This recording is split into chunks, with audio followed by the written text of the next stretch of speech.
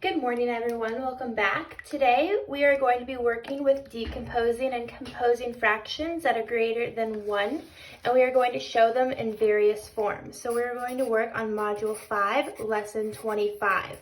So the two previous lessons that we've been working with, we've been taking improper fractions and showing how they can be converted into mixed numbers.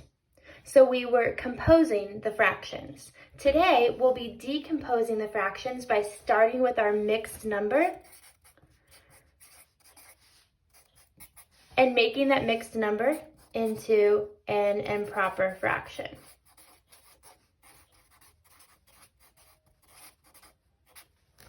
So the first question we are going to work with is the mixed number 3 2/5. And I want you to be thinking, how many one whole numbers are in this mixed number? How many one wholes do we have? Yes, we have 3 whole numbers. And what is left over? You've got it. We have our 2/5 left over. So with our 3 ones, we want to see how many fifths are in those 3 ones. How many fifths could be in those 3 ones? So let's go back to our chart that we made for the previous lessons and see how many fifths would be in those 3 ones. We know that 1 whole is going to be fifths because our denominator is 5 2/5. If we skip count, that means 2 wholes is going to be 10/5. And then 3 wholes is going to be 15/5. So 15/5 is going to be equal to 3. So we're going to write that below, 15/5, because that is equal to 3.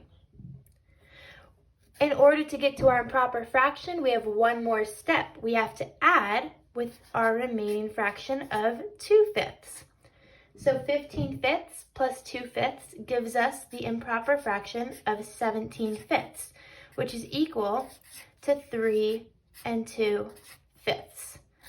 So at the end of your work, at the end of using your number bond, your answer should look something like this. You should have your improper fraction on one side with the mixed number that you were decomposing from.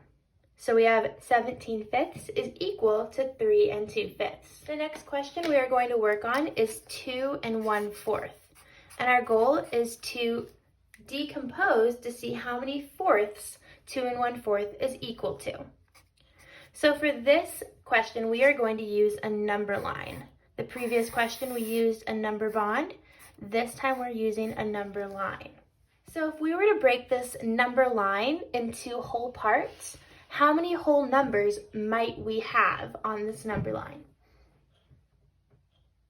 Yes, we're going to have at least 2 whole numbers on this number line because our mixed number tells us so. Do we have above or below 2 whole numbers? We have above because we still have 1/4 left over. So I'm going to have you make your fraction or your number line up to 3 because I know that my mixed number lies somewhere between 2 wholes and 3 wholes. Another tool that might help you find out how 9/4 is equal to 2 1/4 is by looking at where our fractions end and adding those together. The next question I want us to work on decomposing is the mixed number 5 1/3. So again, we are trying to find the improper fraction that is equal to the mixed number 5 1/3. I want you to break apart this mixed number into each part. So now you have 5 whole numbers plus 1/3. Now we want to see how many thirds this 5 is worth. So let's go back to our chart and let's make a little chart on the side to see how many thirds this 5 is worth. We know that in order to make one whole number, it's going to take 3/3 because our population is 3. If we skip count, 2 will be equal to 6/3. 3 whole numbers is going to be equal to 9/3. What do you think 4 whole numbers will be equal to? Yes, 12/3. And last but not least, we want to find out what 5 is going to be equal to, which is 15 thirds. Again, if you look at each of these improper fractions, if we divide our numerator by our denominator, we're going to equal the whole number. So we know that 5 is going to be equal to 15 thirds because we can see that it's going to take 15 parts of the third to equal the whole number of 5. And we can also divide 15 by 3 to equal our whole number of 5. So we can transfer our 5 into 15 thirds. What do we need to add 15 thirds with, though, to make the improper fraction of our mixed number 5 1/3? Yes, we still need to add 15 thirds with 1/3. When you add those two together, what improper fraction do you receive? You receive 16 thirds. You can take this improper fraction and now write your equal sentence. 16 thirds equals 5 1/3. The next mixed number that I want us to decompose is 5 2/3. So again, we are going to break apart 5 2/3 into its individual parts, which is 5 whole numbers with 2/3 left over. We know that our 5 whole numbers, our 5 ones, is going to be equal to 5 times 3/3. And we showed that in our chart before. So let's make our chart again to show how 5 ones is going to be equal to 5 3/3. We know that it's going to take 3/3 to equal the number 1. 2 equals 6/3. 3 equals 9/3. 4 equals 12/3. And 5 equals 15 thirds. If we multiply 5 times 3/3, we also receive 15 thirds. So I know that 5 is going to be equal to 15 thirds. What do I still need to add 15 thirds with in order to receive an equivalent improper fraction of our mixed number 5 2/3? Yes, I still have to add it with 2/3 because I've only found so far what 5 is equal to. When we add these two fractions together, oops, it should be an equal sign, we receive the improper fraction of 17 thirds.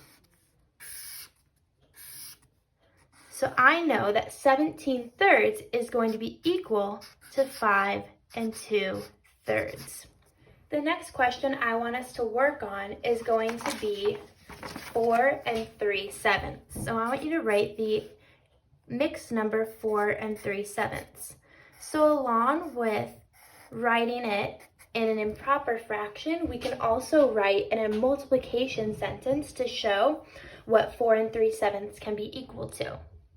That's a multiplication sentence. So what I want us to do is I want us to break apart our 4 3/7 again by its two parts, which is 4 whole numbers with 3/7. And taking our 4 whole numbers like before, we're going to write a multiplication sentence that is going to show how many sevenths go into this whole number of 4.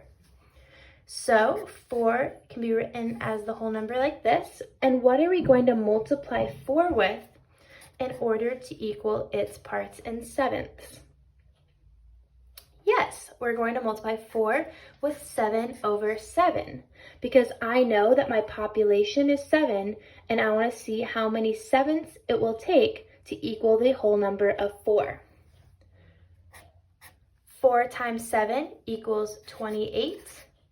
And our denominator stays the same because we're multiplying by 1. So we receive 28 sevenths.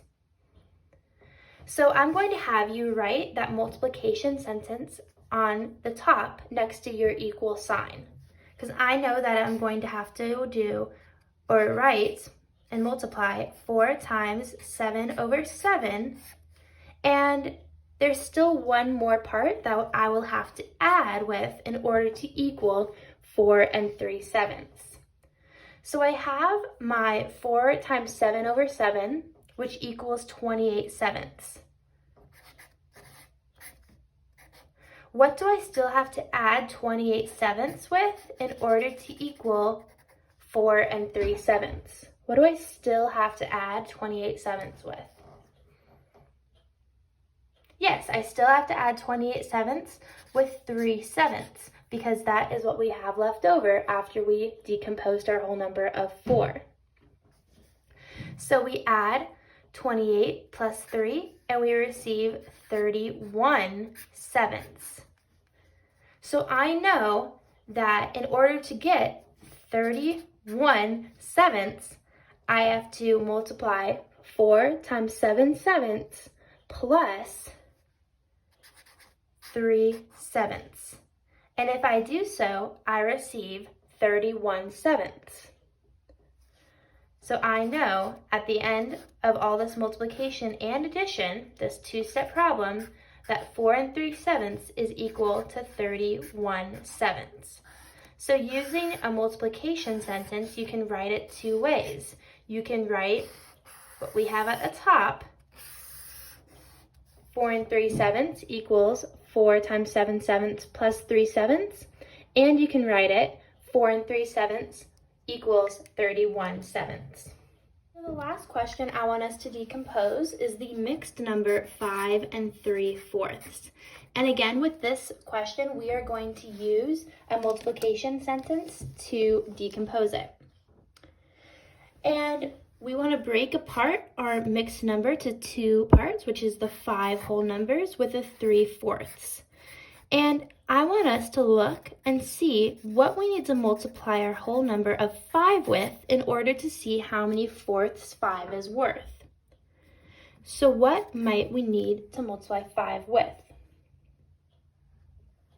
Yes, we'll need to multiply 5 with 4/4 because 4 is our population and 5 is our whole number that we want to convert into fourths.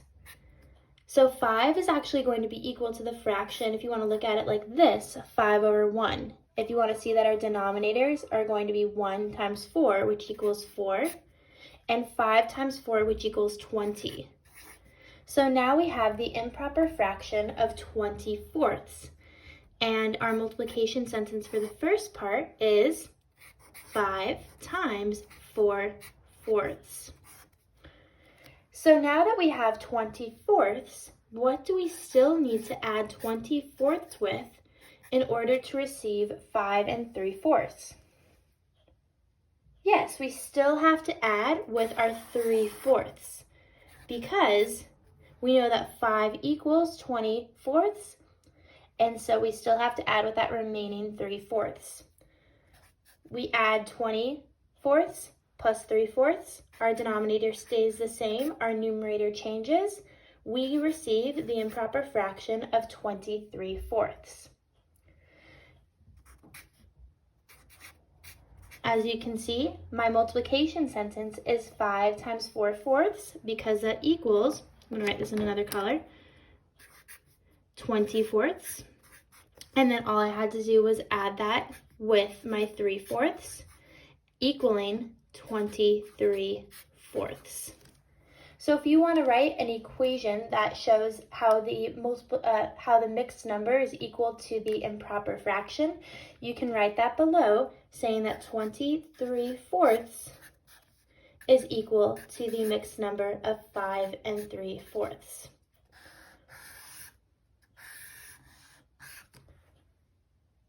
I hope this video helped you answer how you can decompose to show how mixed numbers are equal to one another. I hope this lesson 25 helped you show how mixed numbers can be decomposed into improper fractions. Again, you can always pause, rewind, or stop this video at any time. I will be attaching an extra video for you to work with before you get into your problem set, exit ticket, and homework. Happy April Fool's Day. Bye-bye, 4th graders.